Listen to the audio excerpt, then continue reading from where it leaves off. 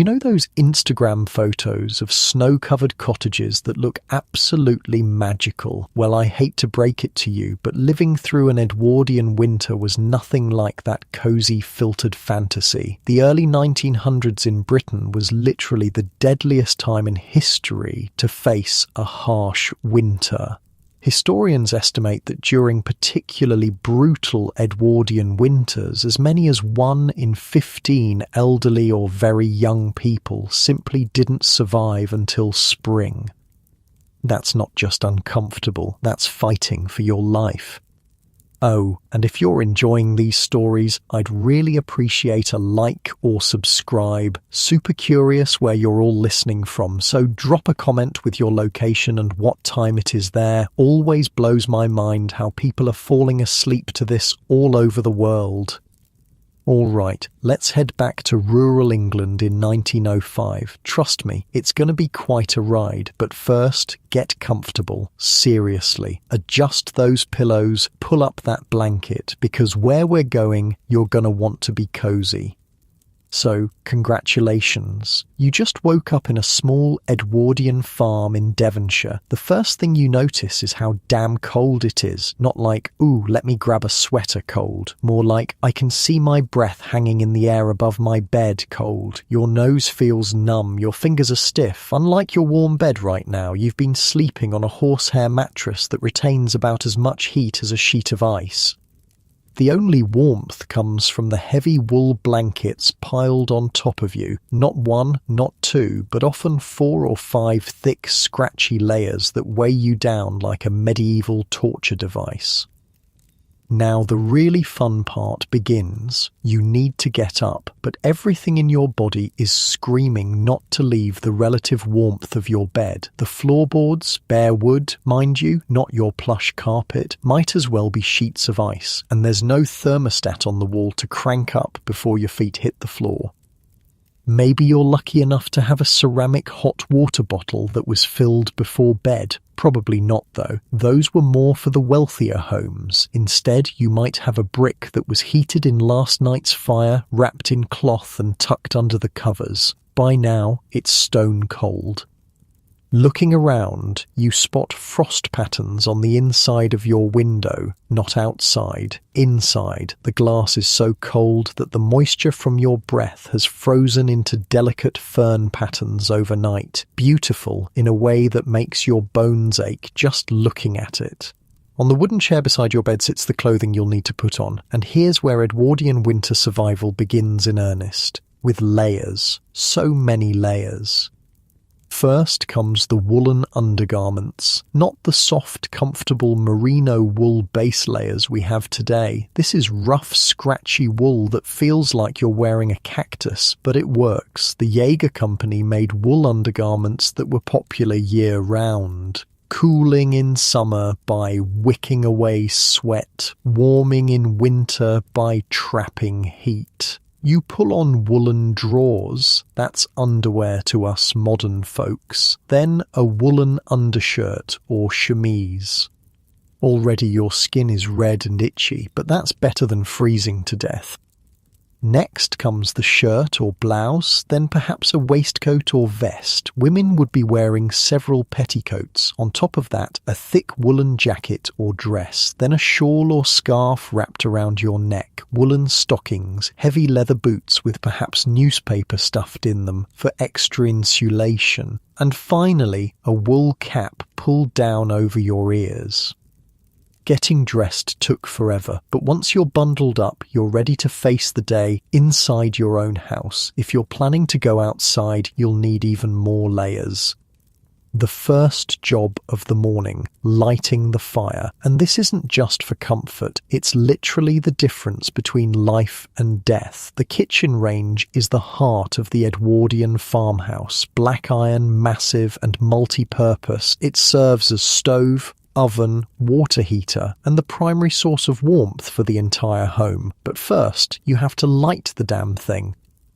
This means dealing with the ashes from yesterday. Kneeling down in front of the cold stove, you scrape out the grey remains of yesterday's fire. Careful though, there might still be hot embers buried deep, and the last thing you want is to set the ash bucket on fire. The fine grey dust gets everywhere, your hands, your face, your clothes. But waste not, want not, these ashes will be saved. They're useful for everything from polishing silver to making soap to fertilizing the garden. Next, you need to build a new fire. You start with crumpled newspaper, if you're lucky enough to have it, then small kindling sticks arranged carefully to allow airflow. On top of that, you place coal. Wood was becoming scarce in many parts of England by the Edwardian era, so coal was the primary fuel. Black, sooty, dirty coal that left residue on everything it touched. With freezing fingers, you strike a match. The paper catches. You wait anxiously, blowing gently when needed, adding more kindling bit by bit. This isn't a quick process. It might take 15 minutes of careful tending before the fire is properly established. But once the coal begins to glow red, you know you've succeeded. The iron range will slowly, gradually begin to heat up. Homes during this period had no insulation as we know it today. Walls were often just brick or stone with plaster directly on top. Windows were single-pane glass that leaked air through poorly fitted frames. Heat disappeared into the frosty morning air almost as quickly as the range could produce it. But there were clever workarounds. Heavy curtains would be drawn across windows and doorways to create smaller, more manageable spaces to heat. Screens might be placed around the seating area near the fire, creating a pocket of relative warmth, and everyone, from the youngest child to the oldest grandparent, knew to stay close to the kitchen when possible. The kitchen is finally warming up now. Time to think about breakfast. This is where you really see how different Edwardian winter survival was from our modern experience. There's no popping to the store for fresh fruit in January. There's no ordering takeout when you're too tired to cook. For the Edwardians, winter food came from what they had preserved during the harvest months. Open the larder, that's the cool storage room that serves as a natural refrigerator, and you'll find rows of preserved foods, pickled vegetables in glass jars, salted meat hanging from hooks, apples and root vegetables in wooden crates carefully arranged so that any spoiled ones can be quickly removed before they ruin the rest. But the real breakfast staple was porridge, oats cooked with water and perhaps a splash of milk if the cows were still producing. Thick, hearty, and above all, hot. A bowl of porridge would warm you from the inside out and provide slow-burning energy for the morning's work. You spoon the porridge into bowls for the family. Maybe there's a bit of precious sugar or jam to sweeten it, saved for winter mornings just like this. The luxury of butter depends entirely on your dairy cow and how well she's faring in the cold. While breakfast is being prepared, the men of the house are likely already outside, beginning the critical morning chores. Winter farming wasn't about growing, it was about survival for both humans and animals. The livestock needs attending first thing. Their survival depends on it. The horses, cows, pigs and chickens all need to be fed, watered and their living spaces cleaned. This is no small task when water freezes overnight and hauling fresh hay means trudging through snow or mud. Picture a farmer making his way to the barn before dawn, lantern held high, breath clouding in the frigid air. Inside, the animals stir at his arrival. Their body heat has made the barn slightly warmer than outside, but it's still cold enough that water troughs have a layer of ice on top. The first job is breaking that ice so the animals can drink. Then fresh hay must be distributed, manure cleared away, and the overall condition of each animal assessed. Is anyone showing signs of illness? Is the pregnant ewe doing well? These observations could mean the difference between prosperity and disaster. Meanwhile, back in the farmhouse kitchen, the day's domestic work is beginning in earnest. The range, now fully heated, becomes the centre of activity. A large kettle of water sits on top, providing hot water for washing dishes, clothes and people, though full baths were much less frequent in winter for obvious reasons. Perhaps bread is being baked, the smell of it filling the small house with promise. Large pots of soup or stew might be started early, simmering all day to be ready for the evening meal. Root vegetables, carrots, turnips, potatoes form the base of many winter meals, supplemented with whatever preserved meat or dried beans are available. By mid-morning, the household is fully awake and engaged in their winter tasks. Children might be tasked with keeping the fire fed, carrying in more coal or wood as needed. Women are likely engaged in endless winter sewing, mending clothes, darning socks, perhaps working on quilts or blankets for added warmth. Outside, if the weather permits, men continue with winter farm maintenance. Fences need checking and repairing, tools require cleaning and sharpening in preparation for spring. The hayrick, carefully constructed months ago, is partially dismantled as hay is brought in for the animals. The hayrick itself was a marvel of engineering, built specifically to keep winter feed dry. It sat on staddle stones, mushroom-shaped pillars that prevented rats and mice from climbing up and contaminating the food. The rick was thatched on top with reed or straw, creating a waterproof roof that would shed rain and snow. Its sides sloped outward, directing water away from the precious feed inside. Around noon, everyone gathers back at the house for the midday meal, often the largest of the day during winter. Working in the cold burns, tremendous energy and hearty food was essential for survival. A typical meal might be a thick vegetable soup with chunks of salt beef or bacon served with bread still warm from the oven. The fat and calories weren't counted. They were celebrated as necessary fuel.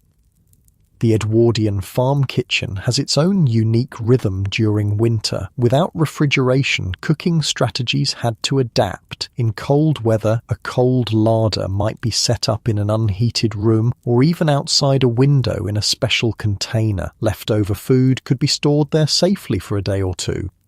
Meanwhile, the warmest corners of the kitchen held crocks of slowly fermenting foods, perhaps cabbage turning into sauerkraut or milk culturing into cheese. These fermentation processes continued even in winter, providing vital nutrients when fresh produce was scarce. After the midday meal, there might be a brief respite, a moment to warm, chilled hands and feet by the fire before returning to the afternoon's tasks. Children of school age would have trudged through the snow to the village school earlier, carrying hot potatoes in their pockets both as hand warmers and as part of their lunch. For those working the farm, the afternoon brings more of the same. Endless maintenance, care and preparation. Every task is made more difficult by the cold. Metal tools stick to bare skin. Fingers become clumsy in thick gloves. Daylight is precious and fading by mid-afternoon. As the winter sun begins its early descent, thoughts turn to bringing the day's outside work to a close. Animals need a final check, extra hay for especially cold nights, making sure water hasn't refrozen. Tools must be put away, not left to the mercy of overnight frost or snow. The farmer makes one last circuit of the property, checking that everything is secure. Winter storms can arise suddenly, and a gate left unlatched or a roof not properly fixed could spell disaster by morning. The lantern's glow creates a small circle of light in the gathering darkness as he makes his final rounds. Meanwhile, inside the farmhouse, lamps are being lit. The early darkness of winter meant that precious fuel, lamp oil or candles, had to be used for more hours each day. Most families conserved by gathering in one room, sharing the light and warmth, often working on small handicrafts or necessary indoor tasks well into the evening. The rhythm of an Edwardian winter day was dictated by light, weather, and necessity. From the first reluctant emergence from warm beds to the final banking of the fire at night, every action was part of a carefully choreographed dance of survival. The brutal winter wasn't just endured, it was actively fought against with knowledge, preparation, and community support. As the afternoon fades into evening, activity in the Edwardian farmhouse shifts. The kitchen range is still the centre of domestic life, but now it's being prepared for the evening meal, perhaps the most important social time during the dark winter months. This is when family would gather, when stories would be shared, when the bonds that helped everyone survive were reinforced and strengthened. Outside, the last of the daylight disappears behind frost-covered hills. Inside, the warm glow of firelight and perhaps a few precious oil lamps creates pools of golden light. Another day of winter survival is coming to a close, one day closer to spring. As the weak winter sun finally climbs above the horizon, the real work of an Edwardian farm day begins in earnest. The initial morning chores are done, fire lit, animals fed, breakfast eaten, but that was just the prelude to the main symphony of winter labour that filled the daylight hours. Farming didn't stop when the growing season ended. In many ways, winter work was more demanding, more critical, and definitely more uncomfortable than summer tasks, and it was absolutely unrelenting. On this particular Devonshire farm, the cows need milking next. Unlike modern dairy operations with their heated barns and mechanical milking machines, Edwardian milking was done by hand, twice daily, no matter the weather. Picture a small stone outbuilding, perhaps warmed slightly by the bodies of a half-dozen cows. The milkmaid or dairyman sits on a low stool, head pressed against the flank of the cow, hands working rhythmically as breath creates clouds of vapour in the frigid air. The milk froths into wooden or metal pails, still warm from the cow. This warmth is fleeting, though. In severe cold, milk could begin to freeze before it even reached the farmhouse. And let me tell you, the hands of the person milking might as well be blocks of ice by the time they finish the last cow. There's a reason the Edwardians had a saying, "Cold hands, warm heart." When your fingers were perpetually frozen, you had to believe there was some benefit. Milk was immediately strained through muslin to remove any debris, then poured into shallow pans and left to sit so the cream would rise to the top. In winter, this process happened in the coolest part of the house, often a dedicated dairy room or pantry with stone floors and good ventilation. Cold temperature was actually an ally in dairy work, slowing the natural souring process and giving the cream more time to separate. While the dairy work continues, other members of the household turn to the rest of the livestock. Each type of animal presented its own unique winter challenges. Sheep required particular attention during the Edwardian winter. These aren't the ordinary woolly creatures you might imagine. This is Devon, where the local breeds like the Devon close wool had been carefully developed over centuries to thrive in the region's specific conditions. With their dense fleeces and hardy constitutions, they were better equipped than most to handle the cold. But even they needed help during the worst weather. The shepherd would be out checking on the flock multiple times daily, especially when snow covered the ground. Sheep have a dangerous habit of getting trapped in snowdrifts. Their wool gets wet and heavy, they grow exhausted trying to move, and without intervention, they simply die where they stand. Smart Edwardian farmers hung bells around the necks of a few sheep in each flock. When snow blanketed the fields, making the white sheep nearly invisible against the white landscape, the tinkling of bells helped locate the animals. Sometimes, though, only the tops of the bells would be visible above the snow, an eerie sight that meant digging was urgently needed. Pregnant ewes received extra attention. Many would lamb in late winter, and a lambing pen would be prepared in the barn with extra straw for warmth. Watching over birthing sheep meant many sleepless nights for Edwardian farmers, often in freezing conditions with only a lantern for light and warmth. You think you're tired from staying up late binge-watching Netflix? Imagine sitting on a wooden stool in an unheated barn at 3 a.m, watching over a struggling ewe, knowing that your livelihood literally depends on whether she and her lamb survive the night. The pigs had their own winter quarters, usually a stone-built sty with plenty of straw. Pigs are actually quite clever about staying warm. They'll burrow deep into bedding, creating nests and sleep piled together for warmth. An Edwardian farmer knew to provide extra feed during the coldest weather, as pigs burn more calories keeping warm. Most farms kept at least 1 or 2 pigs as essential sources of meat. They were living pantries, converting kitchen scraps and farm waste into valuable protein. A pig slaughtered in early winter would provide meat for months through careful preservation techniques. Let's talk about those preservation methods for a moment, because they were absolutely crucial to winter survival. Without refrigeration, Edwardians relied on ancient techniques to keep meat from spoiling. Salting was the primary method. Immediately after slaughter, the meat would be butchered and packed in layers of salt in wooden barrels or stone crocks. The salt drew moisture out of the meat, creating an environment hostile to bacteria. Pork treated this way became what we know as salt pork or bacon, depending on the cut and curing method. Smoking was another preservation technique often used in combination with salting. The farm might have a small smokehouse, essentially a shed with a smoky fire kept smouldering below hanging pieces of meat. The smoke particles would settle on the meat, adding flavour while also acting as a preservative and deterrent to insects. For particularly cold winter days, the smokehouse offered an unexpected benefit. It was one of the warmest spots on the farm. The fire had to be tended regularly, and this task might be assigned to an older child or grandparent who could benefit from the relative warmth while being useful.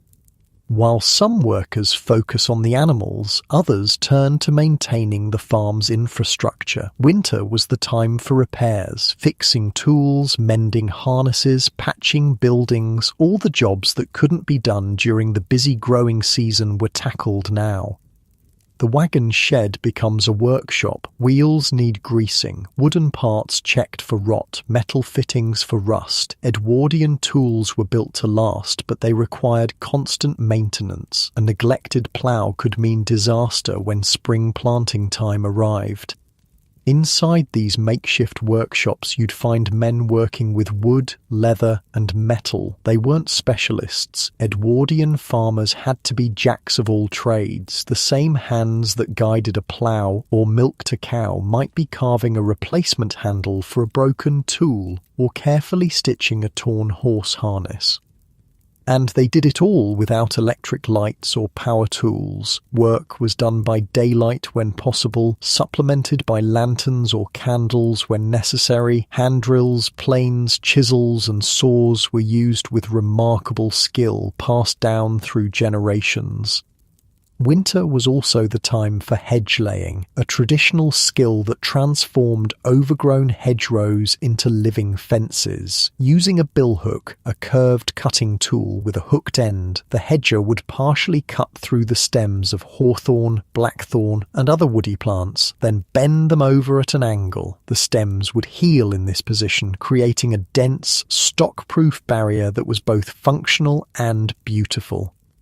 This was dangerous, exhausting work. The billhook was razor-sharp, the wood often frozen and unpredictable, the weather miserable, but properly maintained hedges were essential. They kept livestock contained, marked property boundaries, and provided shelter from wind and snow for both animals and crops. Speaking of crops, there weren't many growing in an Edwardian winter, but the vegetable garden wasn't completely dormant. Kale, Brussels sprouts, and certain root vegetables could survive in the ground through winter to be harvested as needed. These winter vegetables were incredibly precious as sources of fresh nutrition when most other foods were preserved. To protect more delicate winter crops, Edwardian gardeners used various techniques. Cold frames, essentially mini greenhouses made with old windows or glass panels, created microclimates where greens might survive. In severe frost, these would be covered with old sacks, straw mats, or whatever insulation was available. For root vegetables like carrots, parsnips and turnips that remained in the ground, a thick layer of straw mulch prevented the soil from freezing solid. When a family needed vegetables for dinner, someone would brave the elements, pull back the mulch and dig what was needed. Indoor food preparation continues throughout the day. The warm kitchen is the domain of the women and girls of the household, though gender roles were somewhat more fluid on small family farms where everyone pitched in where needed. A large pot of soup or stew simmers on the range, using the preserved foods from the pantry and root cellar. The smell fills the house. Onions, carrots, turnips, and perhaps a small piece of salt pork for flavour. Herbs dried from summer, thyme, sage, bay leaves add depth to what might otherwise be a monotonous winter diet. Bread baking is another crucial task. The dough rises slowly in the winter kitchen, perhaps nestled near the range for extra warmth. Kneading by hand takes strength and skill, especially when the flour is the coarse, home-ground variety many rural families used. The reward is hot, crusty bread that provides substantial calories for hard-working bodies. By midday, everyone gathers for the main meal. Farm families didn't eat lightly at lunch and heavily at dinner like we might today. The heaviest meal came in the middle of the day, providing energy for the afternoon's work. This might be the soup or stew that's been simmering all morning, served with fresh bread. After the brief respite of the midday meal, work resumes. The short winter afternoon means racing against the setting sun to complete essential tasks. Remember, there's no flipping a switch for instant light and heat. Every task requiring good visibility needs to be finished before the early dusk. For the farmer, this might mean checking fields and drainage ditches. Winter rain and snow could easily flood valuable cropland if drainage wasn't maintained. Armed with a spade and perhaps the help of a son or farm labourer, he clears blocked ditches and creates channels for water to flow away from fields. You know what's weird? Historians found diaries from Edwardian farmers showing they actually preferred working in freezing conditions over the mud that came with thaws. Frozen ground was hard but navigable. The mud that came with slightly warmer temperatures was absolutely treacherous. Sucking at boots, making every step an exhausting ordeal, turning simple tasks into grueling tests of endurance.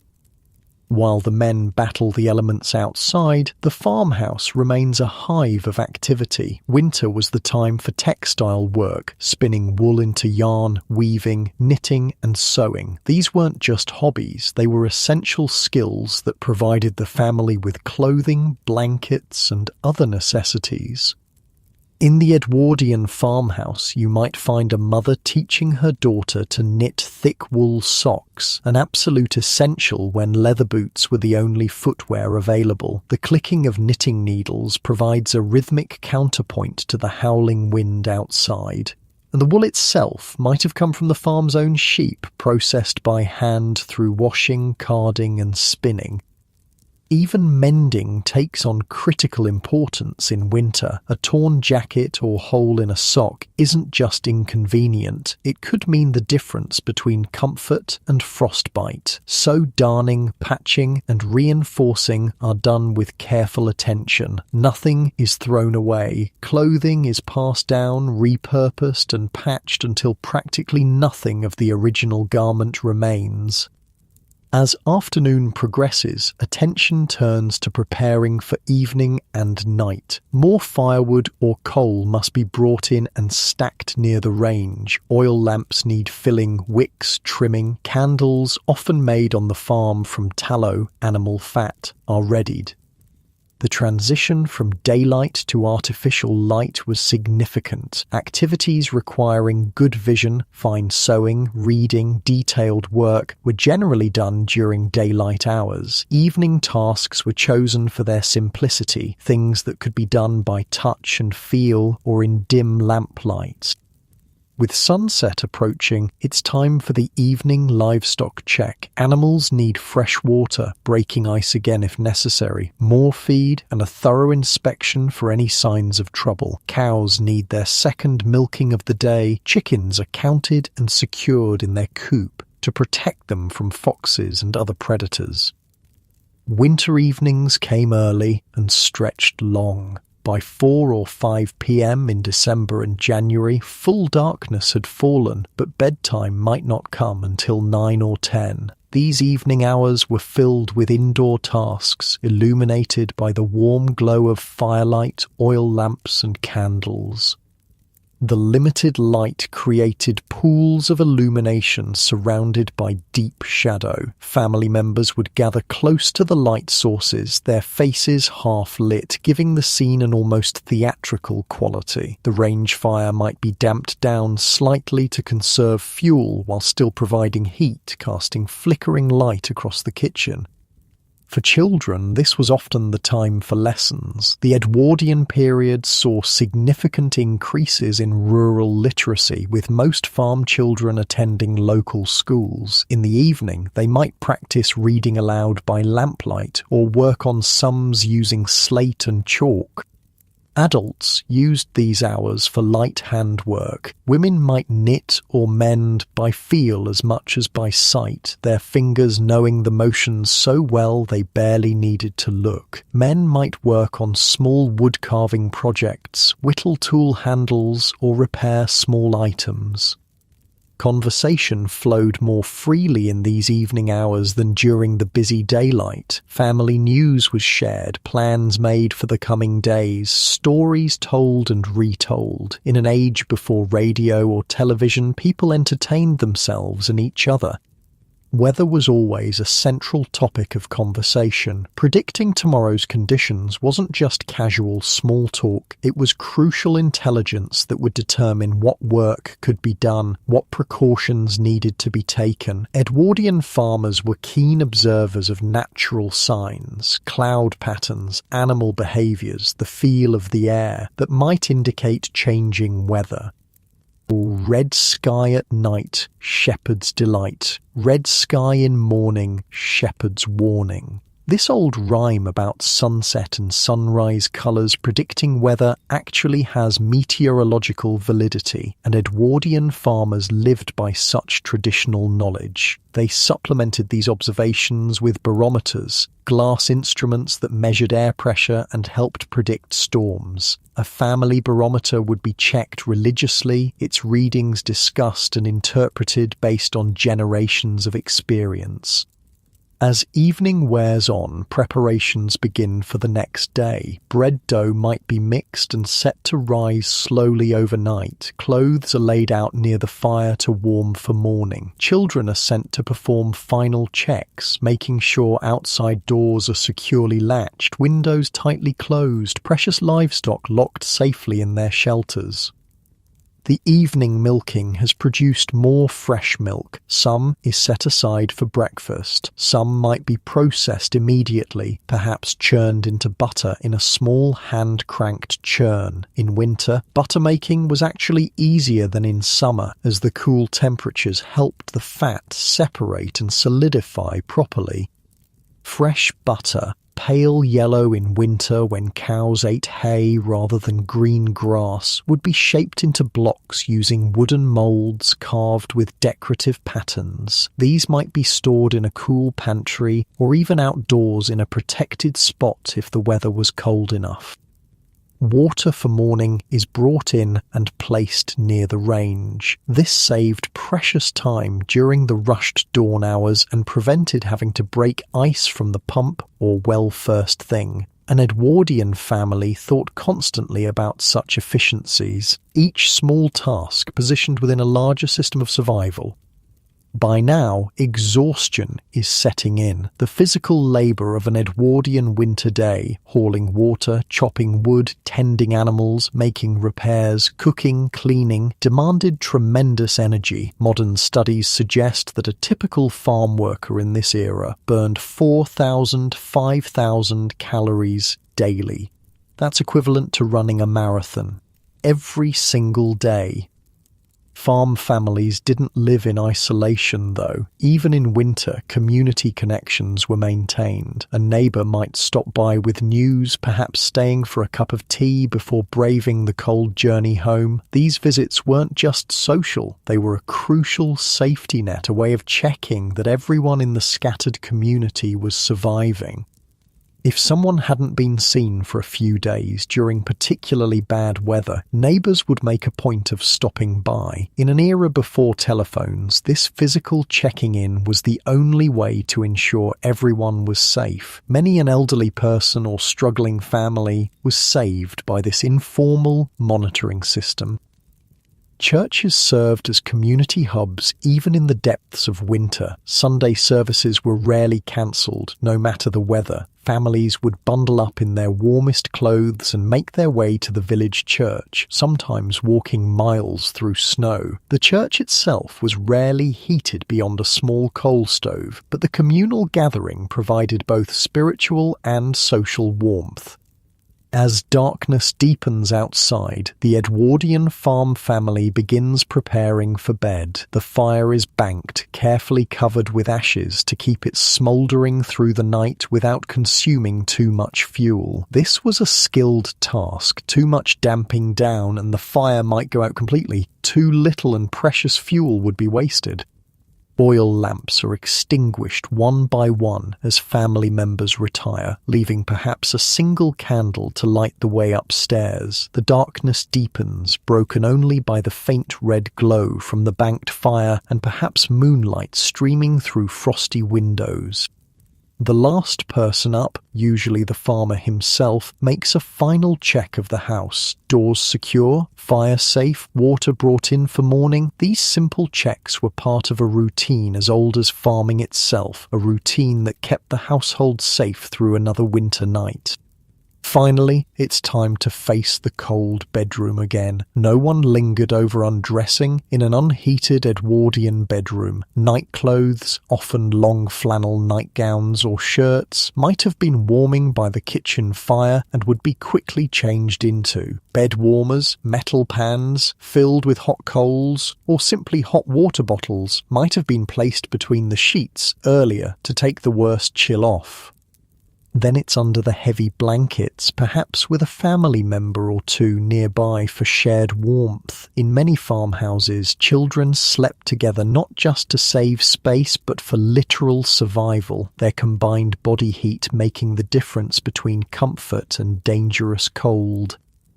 The house creaks and settles in the frigid night air. Outside, perhaps snow is falling, transforming the landscape into something both beautiful and treacherous. Inside, wrapped in layers of wool and exhaustion, the Edwardian farm family sleeps, gathering strength for tomorrow's identical battle against winter, cold, and hunger.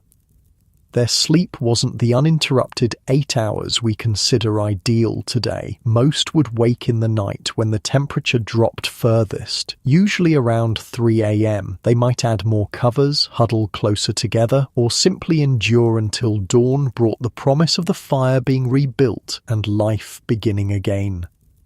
While the outdoor work of an Edwardian farm demanded tremendous physical endurance, the indoor world of the farmhouse had its own rhythms, challenges, and ingenuity. As afternoon settles in and workers return from the fields and barns, the farmhouse becomes the centre of winter life. Let's step inside a typical Devonshire farmhouse of the period. Not the grand country estates of the wealthy, but the practical working farmhouses where most rural Edwardians actually lived. These weren't the quaint, picture-perfect cottages of modern imagination. They were sturdy, practical buildings designed for function over beauty. The first thing that strikes you is the layout. Unlike our open-concept modern homes, Edwardian farmhouses were compartmentalised into distinct spaces, each with specific purposes. This wasn't just tradition, it was a brilliant strategy for winter survival. Smaller rooms were easier to heat than large open spaces. Doors could be closed to create pockets of warmth where they were most needed. The heart of the home was undoubtedly the kitchen. Often the largest room in the house, it served as cooking space, dining area, workroom, and social centre. The massive range dominated one wall. Black iron, constantly hungry for coal or wood, but giving back steady heat and cooking capacity in return. Heat distribution throughout the house was uneven, to put it mildly. The kitchen might be almost uncomfortably warm near the range, while just a few feet away the temperature dropped noticeably. Corners furthest from the heat source could be downright frigid, and upstairs bedrooms, those were essentially cold storage except for the brief period when occupants were actually sleeping in them. This temperature variation dictated how spaces were used. In the coldest weather, family life contracted to the warmest rooms. Beds might even be brought downstairs for the elderly or very young. The scullery, pantry, and formal parlour, if the house had one, were left unheated unless absolutely necessary. Look up and you might notice that the ceilings are surprisingly low by modern standards. This wasn't poor design, it was intentional. Lower ceilings meant less space to heat and better heat retention. Some farmhouses even had false ceilings installed in the most commonly used rooms, creating an insulating air pocket between floors. Windows were another consideration. Glass was expensive and single-paned, offering minimal insulation. During severe cold snaps, families might paste strips of paper over cracks around window frames or stuff rags into gaps to prevent drafts. Heavy curtains were drawn not just at night but all day in unused rooms to create another barrier against heat loss. The floors beneath your feet would likely be stone in the kitchen and scullery, perhaps wood in other downstairs rooms. Upstairs would be wooden floorboards, often with significant gaps between them. Rugs and carpets weren't just decorative, they were essential insulation. Many farm families made their own rag rugs from scraps of worn-out clothing, creating surprisingly beautiful and practical floor coverings. The furniture reflects the priorities of the era, solid, functional pieces built to last generations. Wooden chairs and benches could be pulled close to the fire as needed. Tables were work surfaces as much as dining spots. Storage was built into every possible space. Cupboards, dressers, and chests held the family's possessions and winter provisions. Near the range, you'd find an array of specialised cooking implements, cast iron pots and pans, earthenware crocks, copper kettles. Each had specific purposes. These weren't matching sets bought all at once, but collections built over years, often inherited from previous generations. A well-used cast-iron pot might have served the family for decades, becoming perfectly seasoned and non-stick long before Teflon was invented. Food storage was a constant concern. The pantry, a cool room specifically for storing provisions, would be stocked with preserved goods. Shelves lined with glass jars of pickled vegetables, preserved fruits and jams, crocks of salted meat or pickled eggs, bags of flour, sugar and dried beans, root vegetables in wooden boxes filled with sand to prevent sprouting and rotting.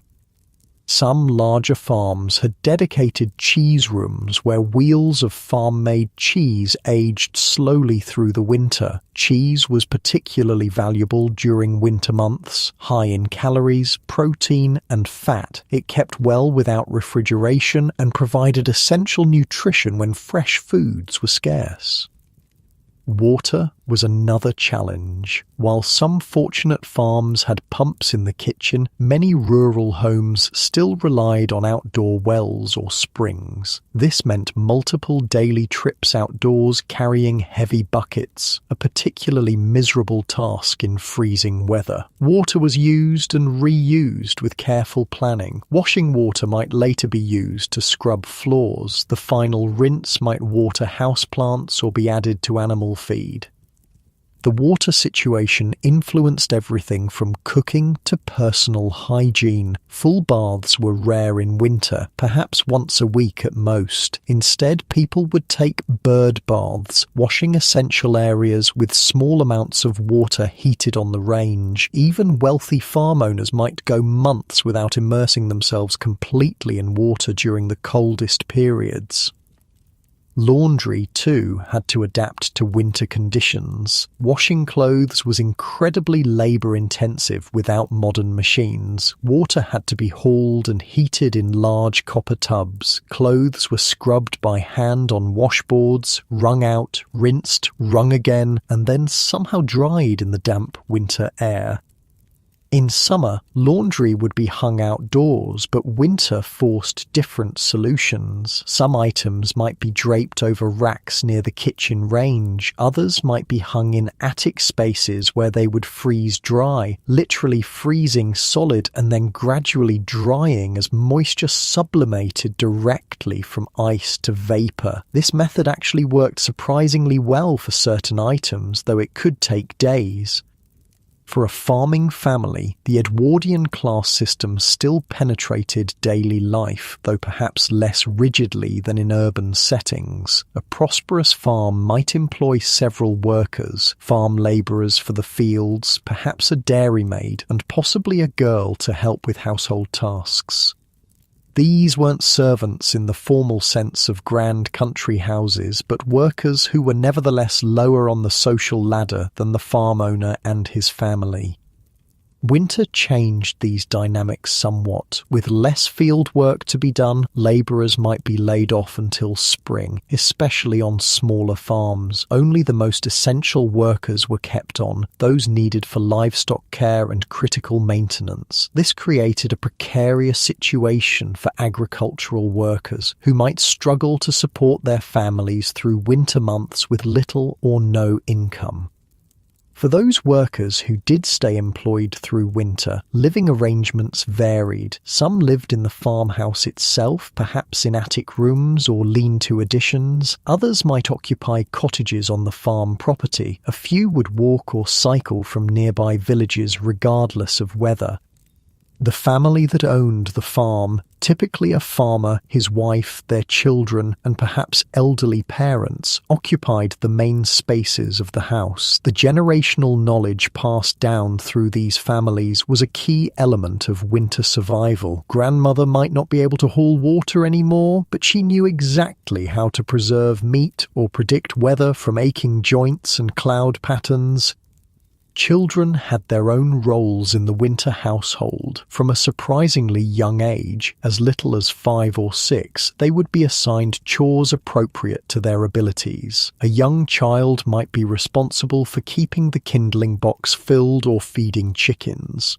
Older children took on more complex tasks like churning butter, helping with cooking, or assisting with livestock.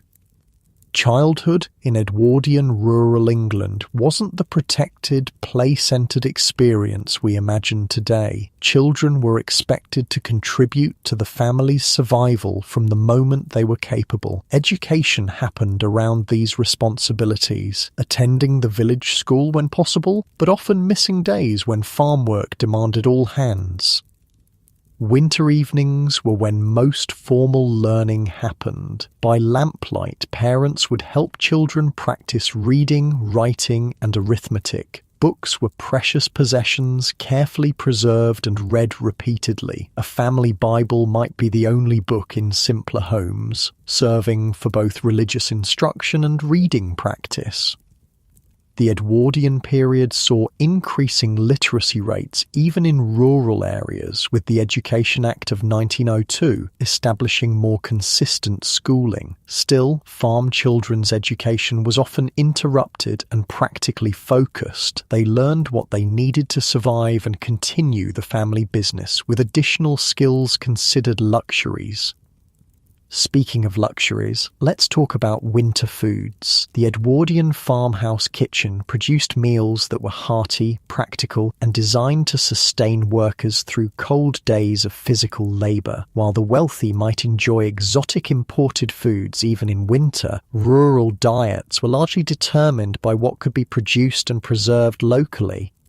Breakfast might be porridge made from locally grown oats, perhaps served with milk from the farm's cows and sweetened with a bit of precious sugar or honey. Homemade bread with butter or dripping congealed fat saved from cooking meat provided additional calories. The midday meal, served when workers came in from morning tasks, was typically the largest of the day. A thick soup or stew would be the centerpiece, perhaps containing root vegetables, dried beans, and small amounts of preserved meat for flavor. The enormous cast-iron pot would have been simmering on the range all morning, developing deep flavors from simple ingredients. Evening meals were lighter, perhaps bread and cheese or leftover soup from midday. This pattern reflected both practical concerns. The major cooking was done while daylight made kitchen work easier, and digestive wisdom. Heavy meals before bed were correctly understood to disturb sleep. Tea was consumed throughout the day, strong, hot, and sweet when sugar was available. It provided warmth, caffeine for energy, and a psychological boost during the darkest days. The kettle was kept ready on the hob, able to produce a fresh pot quickly when needed. Food preservation techniques had been refined over generations to create maximum nutrition and flavor from limited resources. Nothing edible was wasted. Stale bread became pudding, meat scraps flavored soups, fruit too, bruised for eating, was preserved as jam. The fat trimmed from meat was rendered into lard for cooking or tallow for candle making. These preservation methods weren't just practically necessary, they created the distinctive flavors of Edwardian farm cooking, the smokiness of bacon cured in the farm's own smokehouse, the tang of home-pickled onions, the deep umami of well-aged cheese. These weren't second-best alternatives to fresh foods, but culinary traditions with their own integrity and appeal. Special occasions called for special foods. Even in winter, Christmas might see a goose or turkey on the table, or perhaps a beef roast for more prosperous farms. Preserved summer fruits would be transformed into pies and puddings. These celebrations were carefully planned for, with ingredients set aside during more abundant times. The women of the household were typically responsible for food preparation, though men might be involved in specific tasks like butchering or brewing. This division wasn't absolute on working farms where practicality often trumped convention, but the kitchen was largely considered the woman's domain.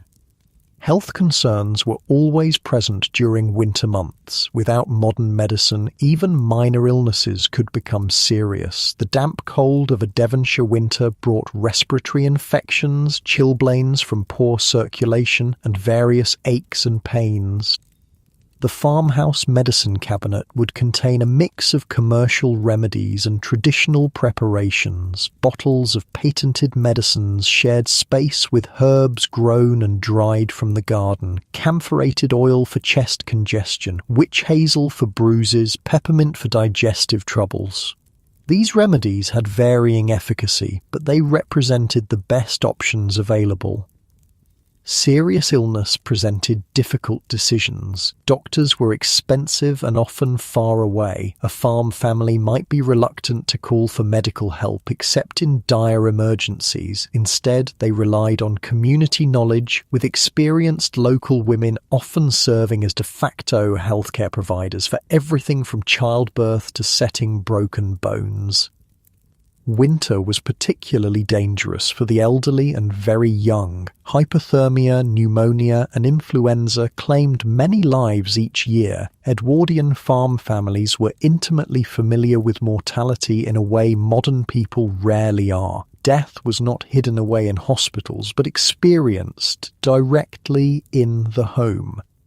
This reality influenced winter habits. The elderly were given the warmest sleeping spots. Children were kept active to maintain circulation. Everyone watched everyone else for signs of illness. This vigilance was crucial in an era before antibiotics and modern medical interventions.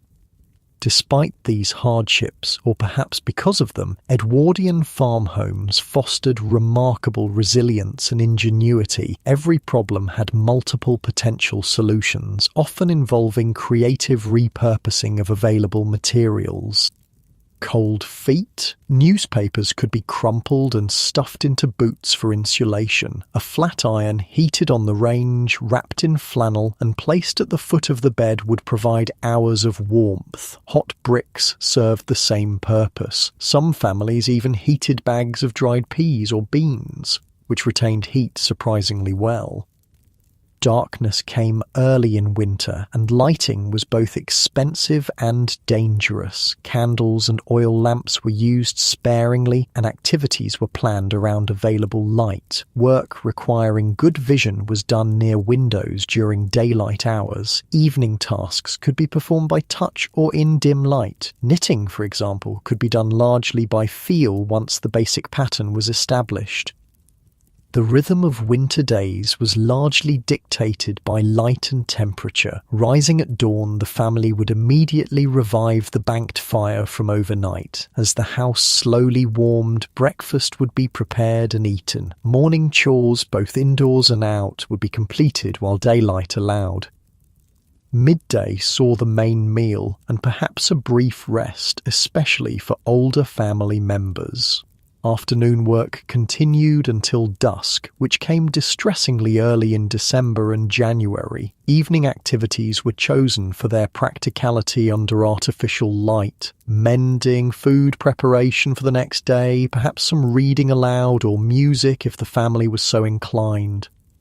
Bedtime came earlier in winter than summer, though not as early as we might expect. 9 or 10 o'clock was typical, with everyone retiring to cold bedrooms, warmed only by whatever heat sources could be safely left through the night. Hot water bottles, heated stones wrapped in cloth, or perhaps the luxury of a bedroom fireplace in more prosperous homes. Sleep itself was different in the Edwardian era. Rather than the solid 8 hours we consider ideal today, many people practiced segmented sleep, sleeping for several hours, waking for an hour or so in the middle of the night, then returning to sleep until dawn. This wakeful period might be used for quiet contemplation, intimacy between couples, or small tasks that could be done in darkness or by firelight.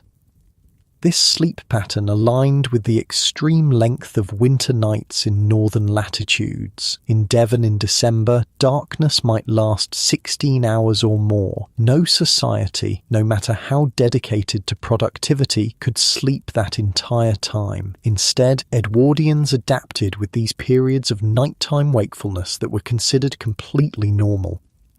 The long winter evenings also provided rare opportunities for family bonding. With outdoor work limited by darkness, household members gathered around the warmth of the kitchen range. This was when stories were told, skills taught, plans made. Children learned family history, practical knowledge, and moral lessons during these fireside conversations. Music was another common evening pastime. Even modest farm homes might have a piano, harmonium, or simpler instruments like harmonicas or penny whistles. Family singing was widespread, with traditional songs passed down through generations. These weren't professional performances, but participatory events where everyone contributed. Reading aloud was popular in literate households. The Edwardian period saw increasing availability of books and periodicals, though these remained relatively expensive. A single newspaper or magazine might be read by the entire family, discussed at length, and then repurposed for everything from fire starting to pattern making to personal hygiene. games provided entertainment without requiring significant light or space. Card games, dominoes, and simple board games occupied winter evenings. Chess and checkers were popular among those who had learned the rules. Children played with homemade toys, dolls stuffed with straw, wooden animals carved by fathers or grandfathers, balls made from rags wound tightly and stitched. Winter was also when repairs and improvements to clothing and household items took place. Mending was constant, socks darned, shirts patched, blankets repaired. But beyond mere maintenance, winter evenings allowed for creation. Women might knit new garments, embroider pillowcases, or piece together quilts from fabric scraps. Men might carve tools' handles, repair harnesses, or fashion small wooden items. These weren't just practical activities, but expressions of creativity and identity. A hand-embroidered tablecloth or intricately carved butter mold represented both utility and artistry. Farm families took pride in these creations, which often became treasured possessions passed down through generations.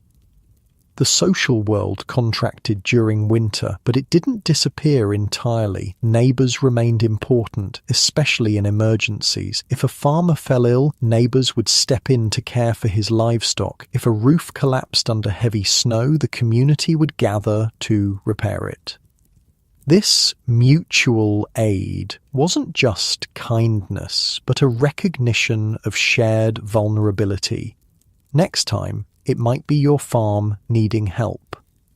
Churches remained central to rural communities, with services continuing regardless of weather. Families would bundle up and walk miles through snow to attend Sunday worship. Beyond religious significance, church provided critical social connections during isolated winter months. News was shared, marriages planned, business conducted on the church steps after services. Other community gatherings adapted to winter conditions. Markets moved indoors where possible. Travelling peddlers still made their rounds, bringing news along with goods for sale. Occasional dances or socials might be held in the village hall, providing rare opportunities for young people to meet potential spouses from beyond their immediate circle. Mail became especially important during winter isolation. Letters from distant family members were read repeatedly and shared with the household. Catalogues from city shops were pored over, with occasional precious orders placed for items unavailable locally. Parcels that arrived might contain not just purchased goods, but gifts or shared resources from family elsewhere. Winter brought its own beauty alongside hardship. Frost patterns on windows resembled intricate lace. Snow transformed familiar landscapes into something magical. The quality of light, especially reflected off snow, created brief moments of extraordinary beauty. Farm families, attuned to natural cycles and changes, noticed and appreciated these aspects even while battling the practical challenges winter presented. As afternoon fades toward evening, the farmhouse prepares for another night. Lamps are filled with precious oil, their glass chimneys cleaned for maximum light. The fire is built up to last through dinner preparations. Outside, the last livestock checks are made before darkness makes such tasks difficult and dangerous. The short winter days created a particular kind of closeness in Edwardian farm families. Gathered in the limited warm spaces, working together for survival, they developed interdependence that's difficult for modern people to imagine. Winter wasn't just endured, but actively managed through collective effort and accumulated wisdom. As the sun drops toward the horizon, the farm day shifts toward evening routines. The transition from daylight to lamplight, from outdoor to indoor focus, marks another small victory in the long campaign against winter's challenges. One more day navigated successfully, one day closer to spring's distant promise. As evening settles over the Edwardian farm, the rhythm of life shifts again. The last light fades from the sky, transforming windows into black mirrors that reflect the golden glow of lamps and firelight inside. Now comes what many consider the most peaceful time of the winter day. When work slows, when families gather, when the bitter cold outside makes the modest warmth within feel all the more precious. The transition from day to evening follows a gentle, predictable pattern. First, the outdoor workers return, stamping snow from boots, unwrapping scarves stiff with frost, hands red and aching from hours in the cold. The heavy outdoor clothing is hung carefully near the kitchen range to dry for tomorrow. Boots are placed upside down on pegs or racks designed specifically for this purpose, allowing the insides to dry completely overnight.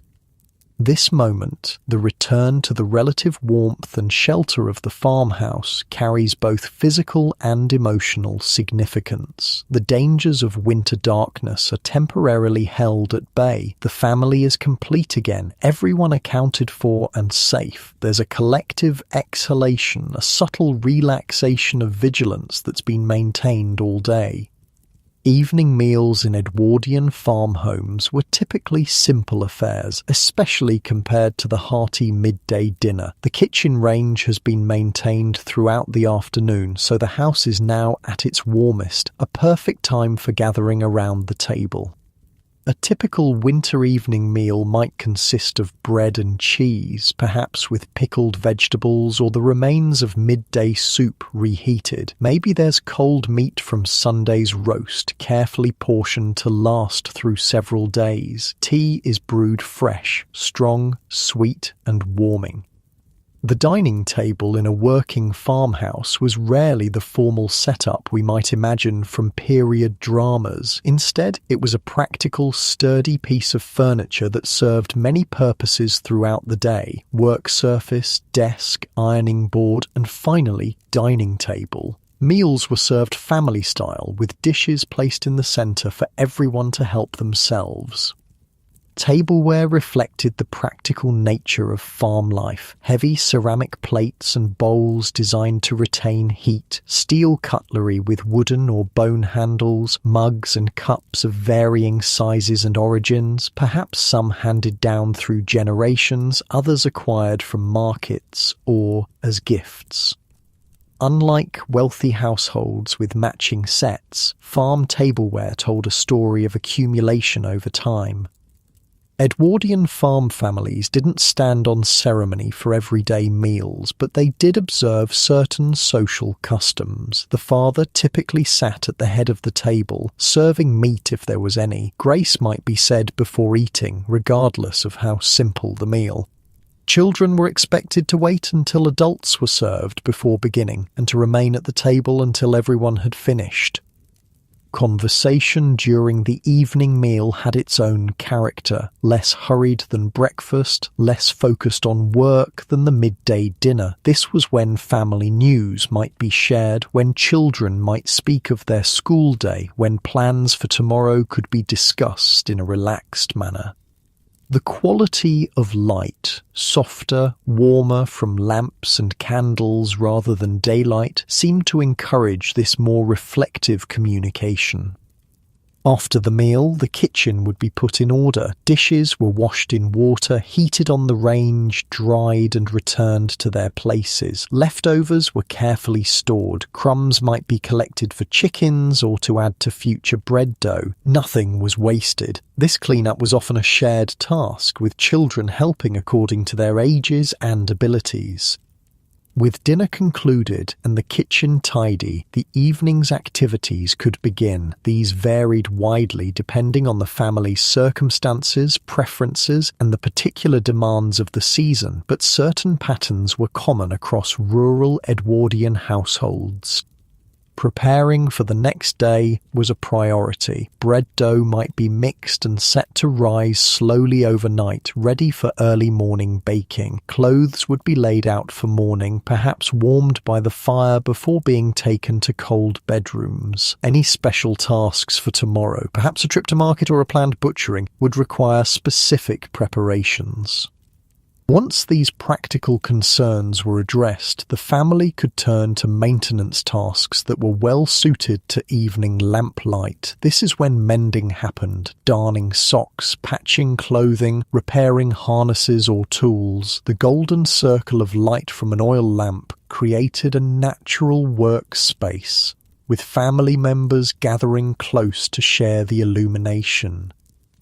The lamp itself required regular attention. The glass chimney needed cleaning to remove soot that would dim the light. The wick had to be trimmed to prevent smoking. The oil reservoir required refilling. These small maintenance tasks were often assigned to older children, teaching them responsibility while contributing to the household.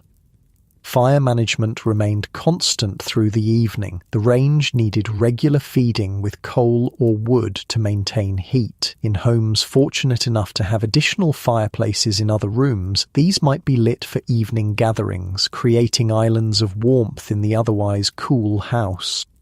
As the evening progressed, work might give way to education and entertainment. This was the time when children's lessons were reviewed, when letters might be written, when books, if the household possessed them, would be read aloud. Literacy rates were rising during the Edwardian period, but reading material remained precious. A single book might be read repeatedly over many winters, its stories becoming part of family tradition.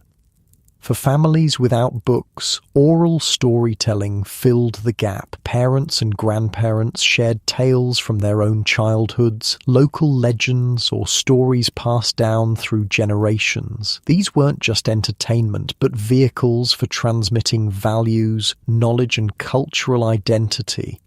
Many combined practical information with engaging narratives, teaching weather prediction through tales of dramatic storms or animal husbandry through stories of exceptional farm animals from the past. Music provided another form of evening entertainment. The piano was becoming more common in prosperous farm homes, while simpler instruments, fiddles, accordions, tin whistles, were widespread across economic levels. Group singing required no equipment at all, just the accumulated repertoire of folk songs, hymns, and popular tunes that everyone knew. Children's games adapted to evening conditions. String figures, shadow puppets, and simple card games could all be enjoyed in limited light. Older children might practice whittling or other handcrafts under supervision. Very young ones might play with rag dolls or wooden toys on the warm hearth. Conversation took on a different quality in these evening hours. Freed from the immediate pressures of daylight work, discussions could range more widely. Plans for spring planting, reminiscences of past winters, gentle gossip about neighbours and relatives, local politics and national news, if newspapers made their way to the farm. These conversations strengthened family bonds while passing time during the long, dark hours. Weather remained a constant topic, taking on almost spiritual significance during winter. The evening ritual often included checking for signs of tomorrow's conditions. Was the sky clear, promising severe cold? Were clouds gathering, suggesting snow? Did joints ache, indicating changing pressure? These observations weren't idle curiosity, but critical intelligence that would determine tomorrow's work and safety. Some families kept written weather records, noting temperatures, precipitation, and conditions each day. These journals, passed down through generations, created valuable climate records while helping predict patterns. Weather like this came last February too, and broke after 3 days. A grandfather might say, consulting memory strengthened by such records. As evening deepened toward night, preparations for sleep would begin. This transition was marked by specific rituals designed to secure both physical and psychological comfort through the dangerous hours of darkness and extreme cold. The fire would be carefully banked, covered with ashes to slow combustion while maintaining enough heat to be easily revived in the morning. This was a skilled task requiring precise judgment. Too little damping and precious fuel would burn away overnight. Too much and the fire might go out completely, leaving the house dangerously cold by dawn. Outside doors would be checked and secured. Livestock would receive a final inspection. Water would be brought inside so it wouldn't freeze overnight, with enough stored for morning needs before the pump or well could be accessed. Chamber pots would be placed in bedrooms, as the outhouse was a forbidding destination during freezing nights. These practical vessels, often kept under beds, eliminated the need for dangerous nighttime journeys outside or to unheated parts of the house. Washing before bed was minimal by modern standards, perhaps just hands and face in water warmed by the fire. Full baths were weekly events at most, typically scheduled for Saturdays in preparation for Sunday church attendance. Bedtime clothing was designed for warmth rather than appearance. Long flannel nightgowns or shirts covered the body from neck to ankle. Nightcaps, actual caps worn while sleeping, not the alcoholic drinks, kept heads warm. Some people even wore socks to bed, particularly the elderly or those with poor circulation. Beds themselves required preparation. In unheated bedrooms, sheets and blankets would be painfully cold. Various warming methods were employed: hot water bottles, heated bricks wrapped in flannel, warming pans filled with embers and run between the sheets before entry. These provided initial comfort that had to last until body heat gradually warmed the enclosed space under heavy covers. Bedrooms in Edwardian farmhouses rarely had fireplaces of their own. Heating was considered unnecessary for spaces used primarily for unconscious hours, and there were safety concerns about unattended fires. Instead, the architectural design often clustered bedrooms around the kitchen chimney, allowing some residual warmth to penetrate these spaces. The actual moment of going to bed followed careful staging. Lamps would be extinguished one by one as family members retired, with perhaps a single candle lighting the way upstairs. Undressing in a cold bedroom was done with remarkable speed. Modern researchers have timed historical reenactors and found they could change from day clothes to nightwear in under a minute when properly motivated by cold. Then came the dash into bed, pulling heavy covers up quickly to trap whatever warmth existed. The weight of winter bedding was substantial: multiple quilts, blankets, and perhaps a feather comforter for fortunate households. This weight provided both warmth and a sense of security, like being embraced by layers of protection against the hostile night. Family sleeping arrangements were practical rather than private. Children often shared beds for warmth, regardless of gender, until a certain age. In smaller homes, multiple beds might occupy a single room. The elderly might sleep downstairs near the kitchen range if stairs became difficult to navigate. These arrangements weren't just about space limitations, but survival strategy. Shared body heat made a significant difference in comfort and safety. Sleep itself followed different patterns than we experience today. Without electric lighting artificially extending days, Edwardian rural families were more aligned with natural light cycles. Winter brought longer sleep periods, sometimes up to 10 hours, though these might be broken into segments. The phenomenon of first sleep and second sleep was still common in rural areas. People would sleep for several hours after dark, then wake naturally around midnight. This wakeful period might last an hour or more before second sleep commenced until dawn. far from being considered insomnia. This pattern was normal and utilized productively for quiet contemplation, marital intimacy, checking on fires or livestock, or simply listening to the winter night.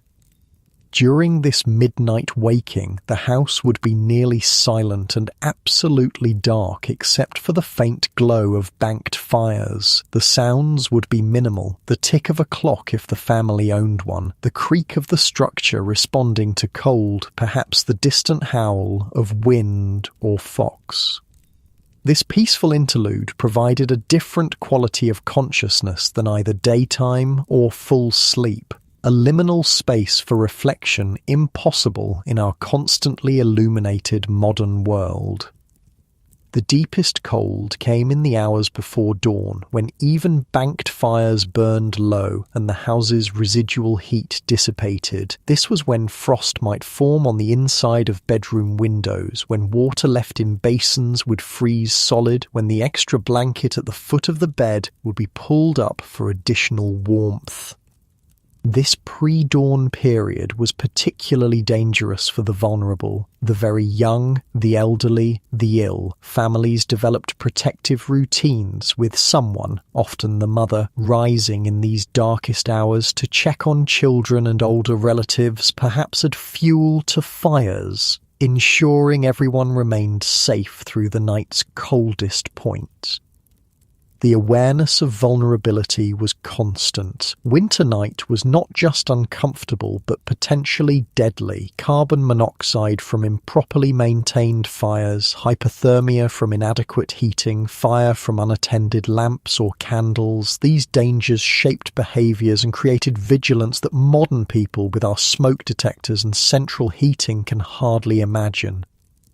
Yet within this challenging environment, Edwardian farm families found profound comfort. The contrast between hostile outdoor conditions and the relative warmth of the home created appreciation for simple pleasures. The shared experience of winter survival strengthened bonds between family members and neighbours. The predictable rhythms of evening rituals provided psychological security in uncertain times. As the night deepens, the farmhouse settles into near-complete stillness. Outside, perhaps moonlight reflects off snow, creating an ethereal landscape of silver and shadow. Inside, the family sleeps under layers of wool and cotton, their breath visible in cold bedrooms, their bodies instinctively curled for warmth. Dreams might be influenced by physical sensations, the weight of blankets becoming dream mountains to climb, the cold tip of a nose inspiring visions of Arctic exploration. The subconscious processes the day's events while the body conserves energy for tomorrow's work. Somewhere in the house, a clock might tick steadily, marking the progression through darkness toward dawn. Each completed day of winter was a small victory, one more successfully navigated milestone on the journey toward spring. The family sleeps, gathering strength for tomorrow's identical battle against cold, darkness, and scarcity. In farmhouses across Devonshire, across all of rural England, this scene repeats with variations determined by wealth, family size, and individual circumstance, but the fundamental experience of winter night transcended these differences, creating a shared cultural understanding that shaped the Edwardian rural character, resilient, practical, and intimately connected to natural cycles. Outside, perhaps snow continues to fall, transforming the landscape into something both beautiful and treacherous. The farmhouse stands as a small island of human presence in the vast winter night, its sleeping inhabitants temporarily surrendered to darkness, but prepared to re-emerge with dawn, continuing the ancient patterns of rural winter survival. In the deepest heart of an Edwardian winter, when darkness seems eternal and cold penetrates to the bone, the real test of survival begins. January and February brought what rural Devonshire families called the hungry months, when preserved food stores began to dwindle, when fuel supplies ran low, when the promise of spring seemed impossibly distant. These were the days when the thermometer might not rise above freezing for weeks, when snow could pile in drifts taller than a man, when the very air seemed to crystallize with each breath. This was when survival depended not just on physical preparation, but on mental fortitude, community bonds, and the accumulated wisdom of generations. Let's step into this challenging world and see how Edwardian farm families endured the darkest days of winter.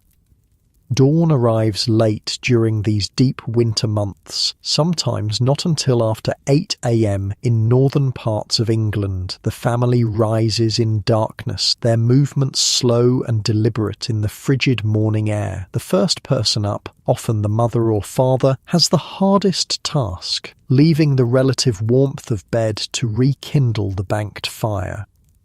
Kneeling before the range, working by touch as much as by sight, they carefully uncover the embers preserved overnight beneath their blanket of ash. With nearly frozen fingers, they add small pieces of kindling, gently blowing to encourage the faint glow into flame.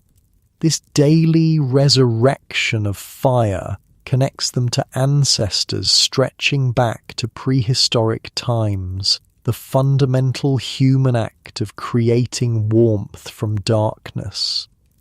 As the fire catches and grows, the kitchen gradually becomes the one tolerable space in the otherwise freezing house. Family members emerge from bedrooms wrapped in blankets, gathering close to the range. The day begins with this huddling, this shared experience of discomfort, slowly transforming into bearable warmth. Breakfast is simple but essential. Hot porridge made with the farm's stored oats, perhaps with a small amount of precious sugar or preserved fruit for flavour. The steaming bowls warm hands before they warm bellies. Tea is brewed strong, providing caffeine to jumpstart cold-slowed bodies and minds. Outside, the farm lies transformed under winter's heaviest mantle. Perhaps fog hangs in the river valleys, or frost coats every surface with delicate crystals, or snow blankets the landscape in pristine white. This beauty carries danger. Each breathtaking winter scene represents another challenge to survival. The first outdoor task is creating paths through snow to outbuildings, animal shelters, the well or pump, the woodpile. This isn't just convenience but necessity. In deep snow, even familiar spaces become treacherous mazes. A clear path to the privy could be literally life-saving during illness or for the elderly. Access to animals meant they could be fed and watered. The path to the road connected the farm to potential help in emergencies. Snow shoveling was exhausting work, particularly in the drifts that formed on the windward sides of buildings or against hedgerows. Long-handled wooden shovels were used, their edges sometimes reinforced with metal strips. The technique was to lift smaller amounts rather than trying to move too much at once, a steady rhythm that conserved energy while making gradual progress. In the worst storms, families might run ropes between buildings, literal lifelines that could be followed when visibility dropped to near zero in blizzard conditions. A farmer caught outside during a sudden snowstorm might lose all sense of direction within yards of his own door. The ropes provided tactile guidance when landmarks disappeared in swirling white. Water management became critically important. Frozen pipes and pumps could leave the household without access to this most basic necessity. Various preventive measures were employed. Pumps might be wrapped with straw or old blankets. Indoor pipes were sometimes packed with sawdust for insulation. If freezing seemed inevitable, systems would be drained to prevent the destructive expansion of ice. When prevention failed and water sources froze anyway, alternatives had to be found. Snow could be melted, though this was inefficient and required significant fuel. Natural springs, if available, might continue flowing even in the coldest weather. In coastal areas, salt water could be used for cleaning purposes, saving precious fresh water for drinking and cooking. The livestock faced their own winter struggles. Cattle, sheep, pigs, and poultry all needed special attention during extreme cold. Their usual routines were modified to conserve their energy and your own.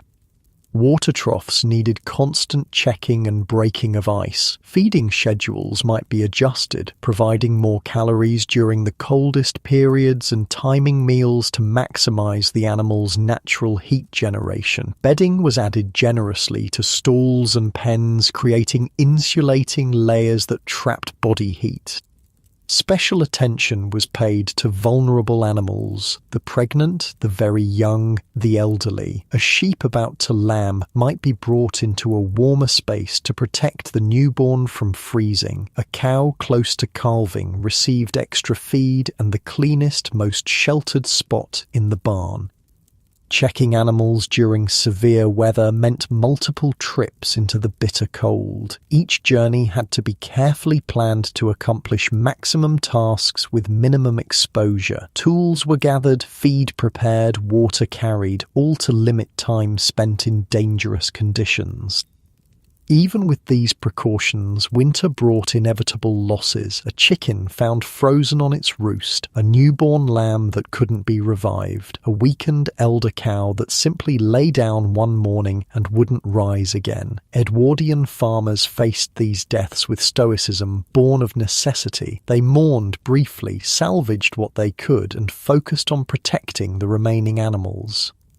Inside the farmhouse, the battle against cold continued on multiple fronts. The physical structure itself creaked and shifted with freezing and thawing. Gaps appeared in doors and window frames as wood contracted in the dry, cold air. These were stuffed with rags or paper to prevent drafts. The limited number of heated rooms became even more restrictive during extreme cold. Family activities concentrated in the kitchen, with excursions to other parts of the house kept brief and purposeful. Chamber pots eliminated nighttime trips to the privy. Wash basins were filled in the evening, so morning ablutions wouldn't require fetching water in the pre-dawn dark. Sleep patterns adapted to the season's demands. The family might retire earlier than usual, sharing body heat under layers of blankets and quilts. They might rise later when possible, avoiding the coldest pre-dawn hours during blizzards or extreme temperature drops. Normal schedules were abandoned in favor of conservation of heat, food, fuel, and human energy. Clothing choices became increasingly strategic. Multiple thin layers trapped air better than single thick ones. Wool remained the miracle fabric, warming even when damp, breathing to prevent overheating during exertion, naturally antibacterial for extended wear without washing. Hats, scarves, and gloves were never optional but essential equipment.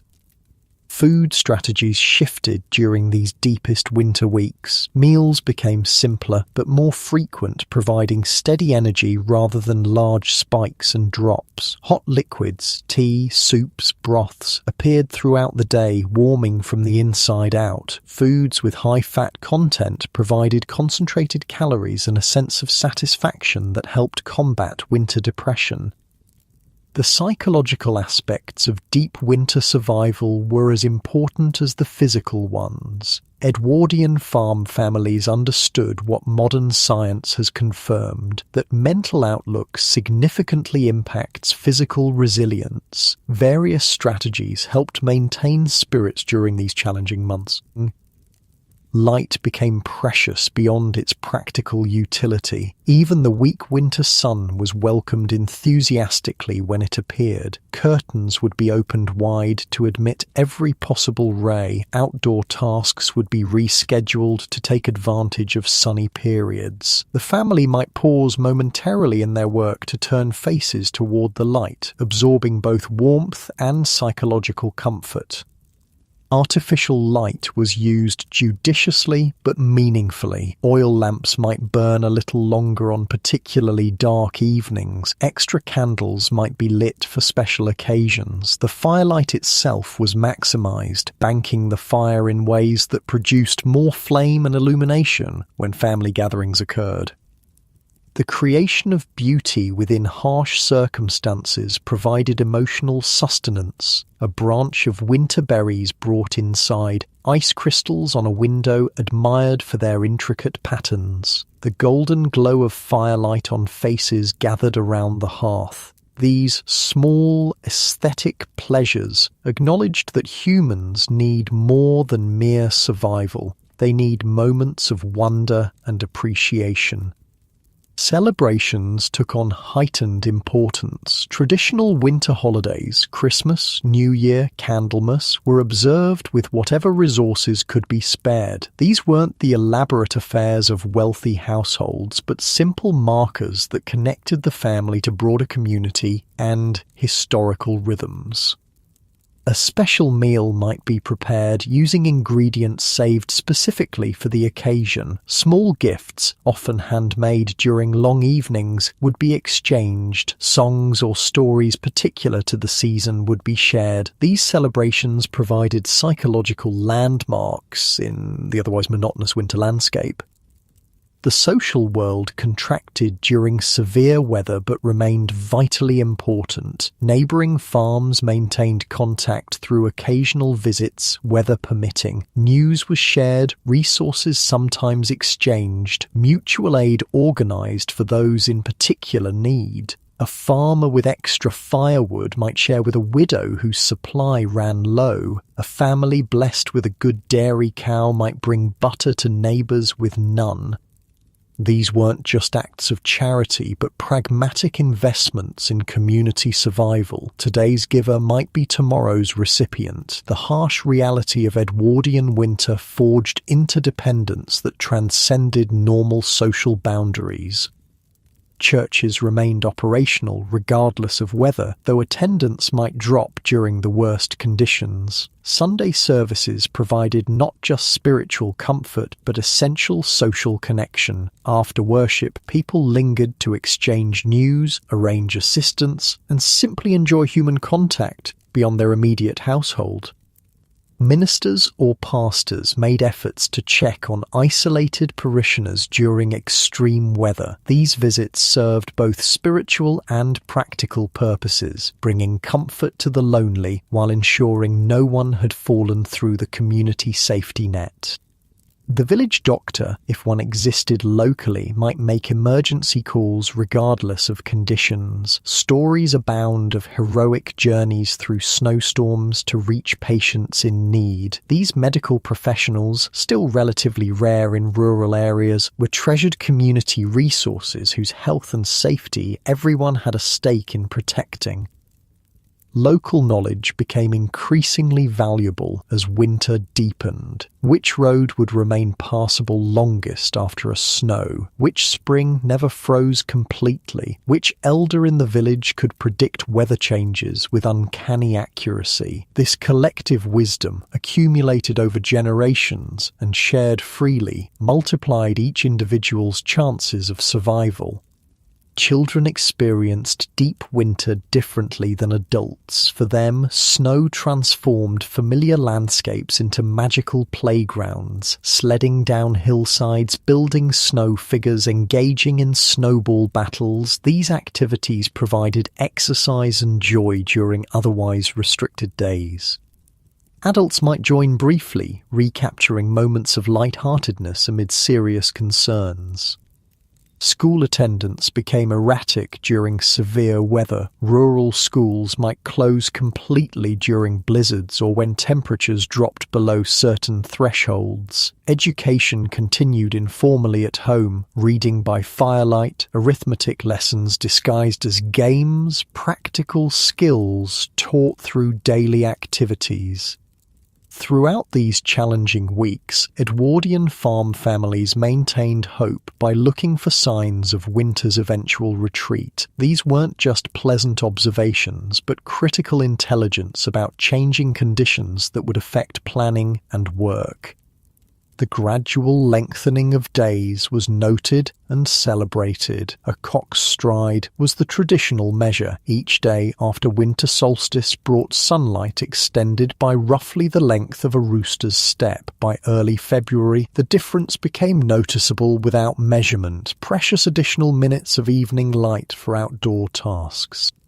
Bird behavior provided reliable indicators. The first appearance of robins or the changing songs of resident species signaled shifts too subtle for human senses to detect directly. Experienced farmers paid attention to these avian messengers, adjusting plans and expectations accordingly.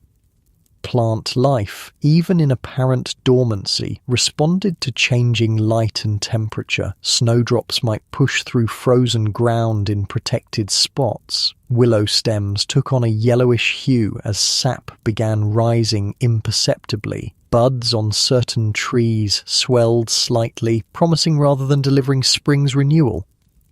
The quality of light itself transformed gradually. The low, harsh winter sun gave way to something softer, warmer, with a different quality of illumination. This change is difficult to measure, but was intuitively recognized by people whose survival depended on close observation of natural cycles.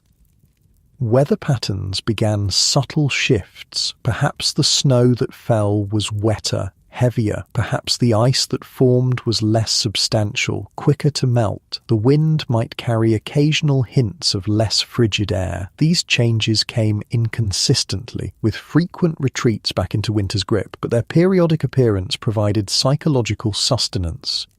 Farm animals sensed the coming transition. Sheep became restless as lambing season approached. Chickens might increase egg production slightly. Cattle showed more energy on milder days. These behavioral changes were noted carefully, interpreted through generations of accumulated observation. The human body itself responded to the seasonal shift. Appetite patterns changed subtly. Energy levels fluctuated with the strengthening sun. Sleep requirements might decrease marginally. The Edwardian farmer, attuned to his own physical responses as much as external conditions, recognized these internal harbingers of spring. With these first tentative signs came practical preparations for the seasonal transition. Seeds stored carefully through winter were checked for viability. Farm implements were given final repairs before the busy growing season. Breeding schedules for livestock were reviewed and adjusted. Planning turned increasingly towards spring activities. Fields would need preparation once thaws came permanently. Gardens would require attention. Lambing, calving, and other spring livestock events would demand round-the-clock monitoring. The relative quiet of deep winter would soon give way to the controlled frenzy of growth and renewal. But these preparations remained somewhat theoretical while winter maintained its grip. February often brought the heaviest snows, the most treacherous ice, the greatest challenges to stored food supplies. The promise of spring existed alongside the continuing reality of winter's dominance. This tension between hope and current hardship characterized the Edwardian rural experience of late winter. The family both anticipated better days and remained fully engaged with present challenges. This dual awareness created resilience, allowing them to endure immediate difficulties while maintaining vision of eventual relief.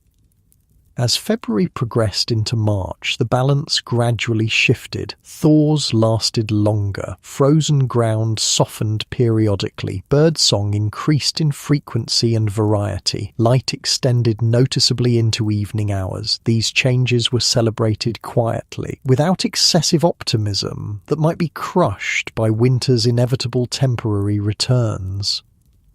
Inside the farmhouse, small adjustments reflected the changing season. Perhaps fire management became slightly less critical, with shorter periods of maximum heating needed. Food supplies remained carefully rationed, but with increased confidence that they would last until fresh options became available. Winter clothing was still worn, but perhaps with the occasional omission of an extra layer.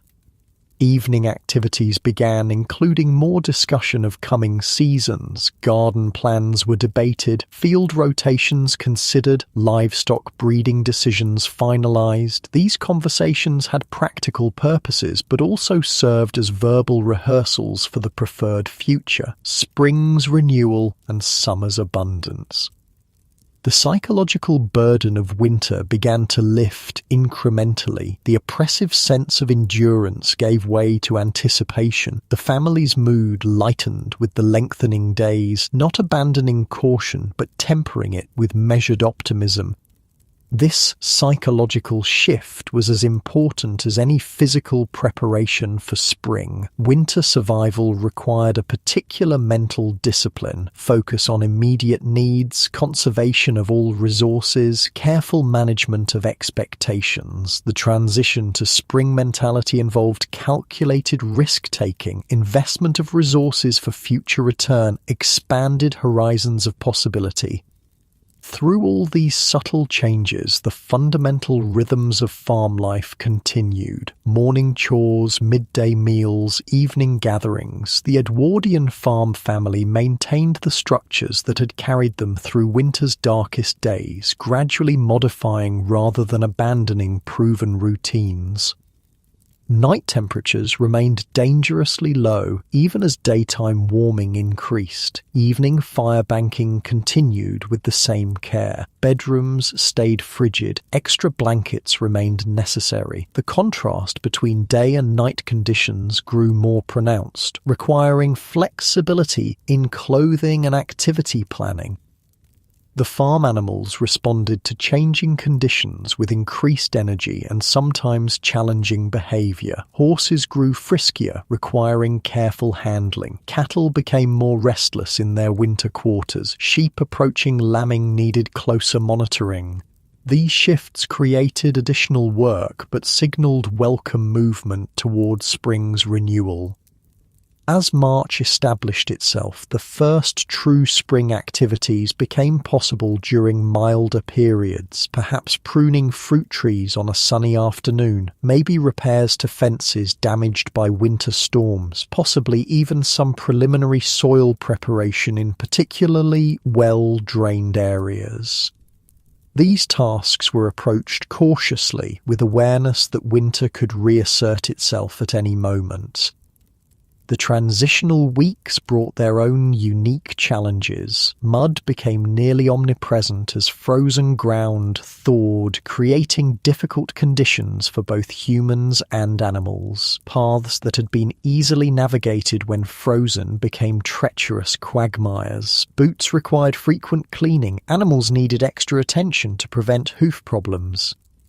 Temperature fluctuations, freezing at night, thawing by day, created dangerous ice conditions each morning. Water expanded as it froze, contracted as it melted, then refroze in new configurations. These cycles made familiar terrain unpredictable, requiring heightened attention to prevent injuries from falls. Rain replaced snow as the predominant precipitation, bringing different challenges. Whereas snow could be shoveled aside, rain soaked everything and created drainage issues. Waterproof clothing, often treated canvas or wool coated with lanolin, became essential. Dripping garments hung near the fire created steamy conditions in the kitchen. The farmhouse itself responded to changing weather, expanding and contracting with temperature shifts. The structure might develop new creaks and leaks. Roofs that had shed snow effectively now needed to channel rain. Gutters required clearing of winter debris to prevent overflow and potential water damage to walls. Yet despite these challenges, the overall trajectory was positive. Each day brought incremental improvement in conditions. Each week saw tangible evidence of winter's retreating power. The balance tipped gradually but inexorably towards spring's renewal. Food options slowly expanded as the first new growth appeared. Wild greens, dandelions, nettles, sorrel could be gathered from sheltered spots. These bitter but nutritious plants were welcomed additions to the winter-limited diet. Rich in vitamins after months of preserved foods, they provided both nutrition and variety. The farm's stored eggs, carefully preserved through winter, could be replaced with increasing fresh production as daylight stimulated laying. Milk yields began rising as cattle responded to changing conditions and early growth appeared in pastures. These small improvements in food quality and quantity provided physical and psychological nourishment.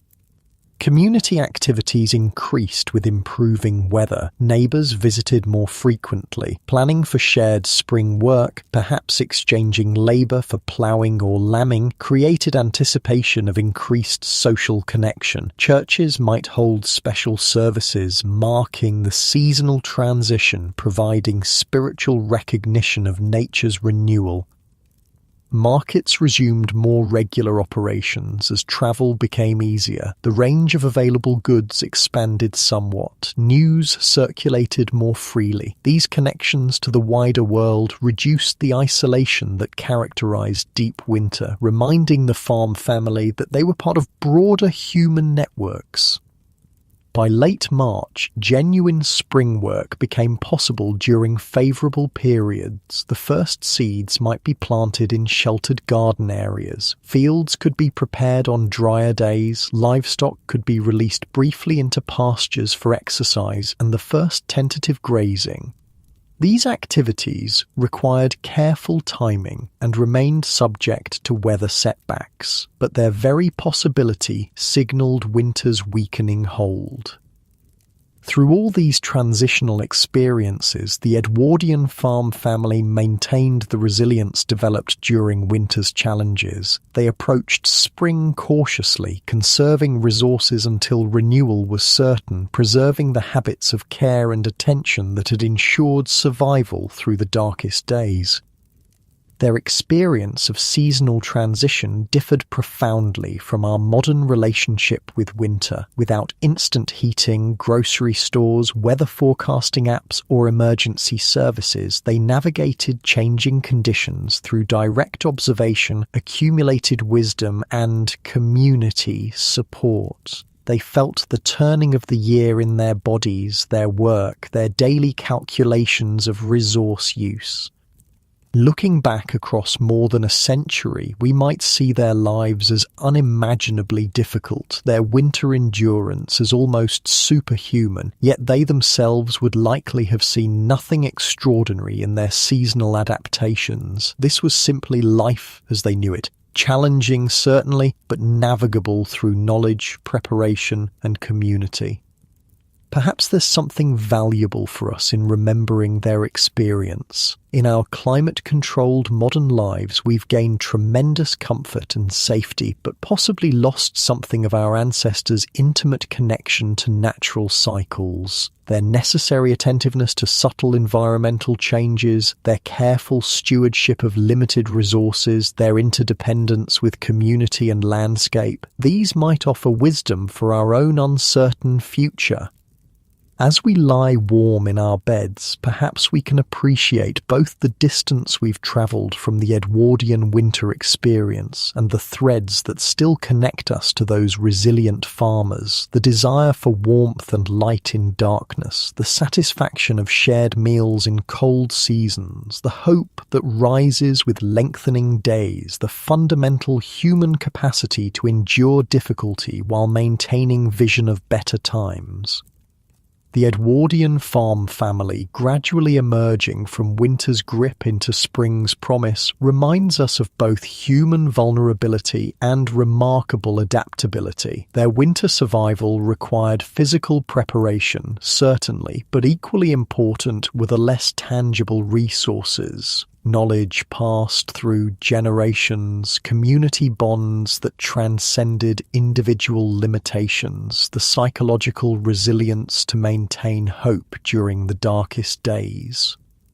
As the cycle of seasons turned for them, winter yielding reluctantly to spring, dormancy giving way to growth, conservation transforming into creation, they participated in rhythms as old as agriculture itself. Their particular historical moment shaped the details of their experience, but the fundamental patterns connected them to ancestors and descendants alike. And now, as you feel the weight of your own blankets, the comfort of your pillow, the peaceful transition towards sleep, perhaps you carry a small appreciation for those long-ago farmers who navigated winter's challenges with such remarkable skill and endurance. And with that thought, close your eyes and drift off to sleep.